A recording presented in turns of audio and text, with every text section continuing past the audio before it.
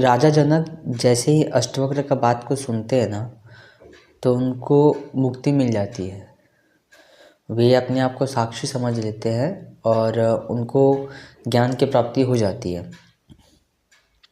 तो ओशो से सवाल किया जाता है कि ऐसा क्यों है कि राजा जनक ने जैसे ही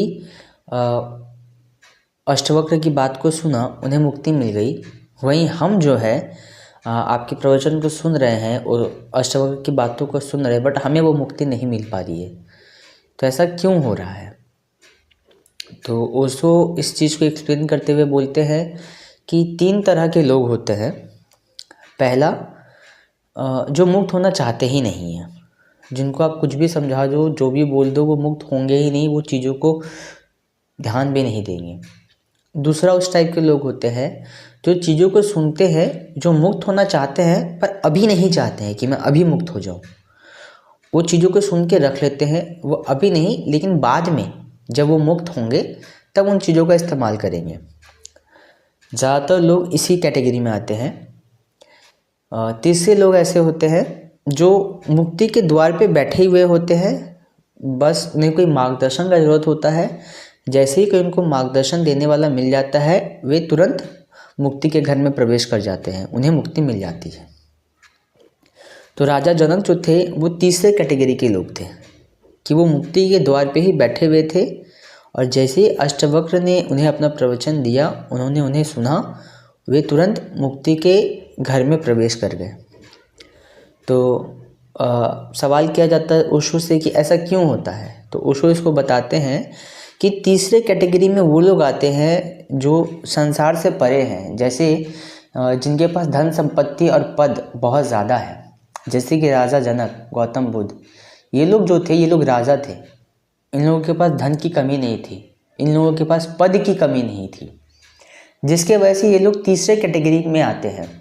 इनके लिए, क्योंकि दूसरे कैटेगरी के लोग होते हैं, वो सुन लेते हैं, सुन के रख लेते हैं। वो सोचते हैं कि जब मैं मुक्ति के लिए जाऊंगा तब मैं इन चीज़ों का इस्तेमाल करूंगा। और मुक्ति कब मिलेगी? जब उन्हें धन मिल जाएगा, जब उन्हें पद मिल जाएगी, तब उसके बाद जाके वो मुक्ति के लिए आगे बढ़ेंगे। लेकिन राजा जनक के पास तो पहले से धन था, पद भी पहले से था, तो वो ऑलरेडी तीसरे दरवाजे पे बैठे थे। तो उसको इसी को एक्सप्लेन करते हैं कि पद, जब तक इंसान को पद नहीं मिलता या धन नहीं मिलता, वो नहीं समझ पाएगा कि धन से भी कुछ होने वाला नहीं है। कहने का तात्पर्य ये है कि मुक्ति के लिए धन बाधा नहीं बनता, धन की अपेक्षा बाधा बनती है। तो जिस व्यक्ति के पास धन ही नहीं रहेगा, वो व्यक्ति धन की अपेक्षा को कैसे छोड़ सकता है? वो तो कभी छोड़ ही नहीं पाएगा, क्योंकि उसके पास धन है ही नहीं। तो उसको पता ही नहीं चलेगा कि धन होने से भी कुछ होने वाला नहीं है। धन होने से कुछ होगा नहीं, ये बात उसी व्यक्ति को पता चलेगा जिसके पास ऑलरेडी धन है। पद होने से भी कुछ नहीं होने वाला है, ये बात उसी को पता चलेगा जिसके पास पहले से पद है।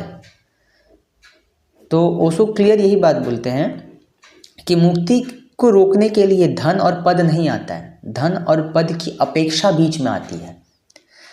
वो अपेक्षा को हटाने के लिए ये ज़रूरी है कि आप उस लेवल तक पहुंच जाओ, उस धन तक पहुंच जाओ या उस पद तक पहुंच जाओ, तब जाके आपको एहसास होगा कि इस धन और इस पद का कुछ करने का ही नहीं है, इसका कोई काम ही नहीं है।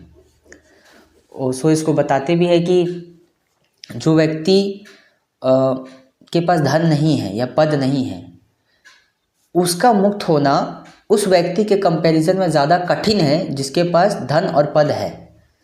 मतलब जो व्यक्ति के पास धन पहले से मौजूद है या पद पहले से मौजूद है, वो व्यक्ति ज़्यादा आसानी से मुक्त हो सकेगा rather than उस व्यक्ति का जिसके पास धन और पद नहीं है।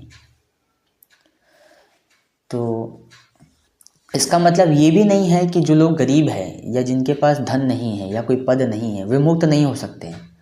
वो भी हो सकते हैं, अपवाद वहाँ भी है। जैसे कि मोहम्मद या जीसस क्राइस्ट, इन लोगों को भी मुक्ति मिली, लेकिन ये उनके कंपैरिजन में ज़्यादा कठिन है जिनके पास धन और पद पहले से मौजूद है। क्योंकि बिना धन के आप धन की अपेक्षा को नहीं छोड़ सकते, बिना पद के आप पद की अपेक्षा को नहीं छोड़ सकते।